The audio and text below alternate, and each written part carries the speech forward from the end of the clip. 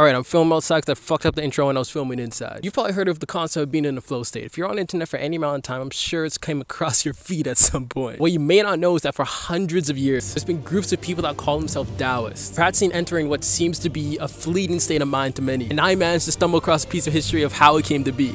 From 1616 to 1910 AD, the Tang Dynasty went from being one of the most vibrant eras for poetry, art, and culture to small gangs and armies slaughtering scores of people within the cities. All this because the Tang Dynasty was no longer an era where freedom of expression was valued, and the rulers at the time ended up forcing the ideas of one person onto a whole nation in a natural way. By 860, the countryside in China descended into chaos. Within this chaos, in the middle of a river in the Shaanxi province, existed a Taoist temple, the 9th Fairies platform. Word started to stir that celestial female visited this place in the form of a homeless girl to conceal her identity. So logically, she thought she would be in peace and harmony, the same way it was at the golden era of the Tang Dynasty. Well, even if the purest intent of trying to change the world, it still ended up being destroyed. Also, for more insights and ideas, make sure you check out my blog. I don't know, I might give you a little bit more context to this video because this is very condensed and whatnot. Anyways, go check that out.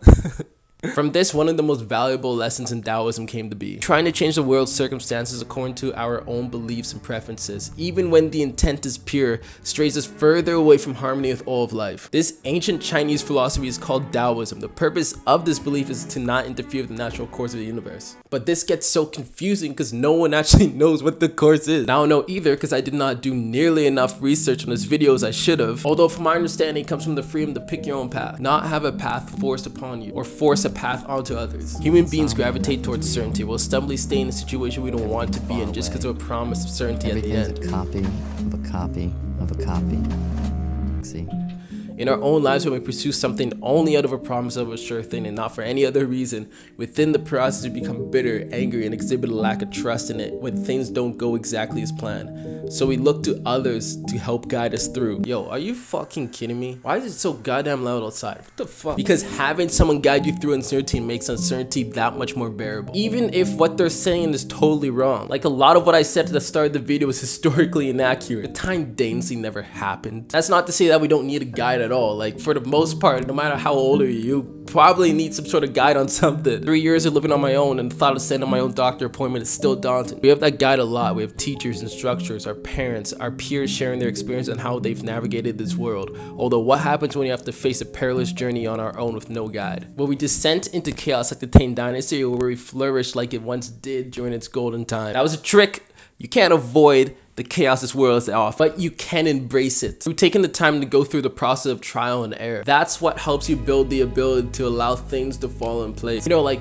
whenever you fuck up, instead of trying to figure out a way to go back to the glory days, you just figure out a way to move through it and get to even better time. The Taoists describe this as Huawei. In Chinese, Huawei basically means don't do shit, leave it, which sounds like a pleasant invitation to relax, or even worse, just fall into a cycle of laziness. According to the central text of Taoism, the Tao Te Ching, the way acts, yet never is left undone. This is the paradox of Huawei. It doesn't mean not acting, it means effortless action. Being at peace with the situation at hand, even in the most fucking chaotic of tasks. Something of the meaning Huawei is captured when we talk about being in the zone, at one with what we're doing in a profound state of concentration and flow. The only barrier that prevents us from entering this zone is the lack of trust we have in ourselves, and the amount of trust we have in someone that seems to know what they're doing more than we do, but no one actually knows.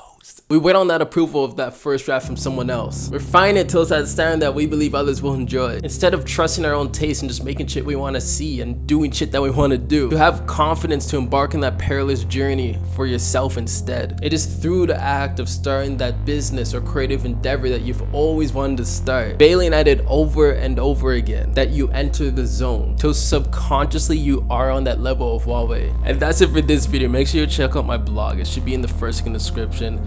Since I don't have a posting schedule, you can go through my articles, go through my TikTok, and I don't know, just kind of play around on the site and whatnot. Go nuts, kids, have fun or whatever.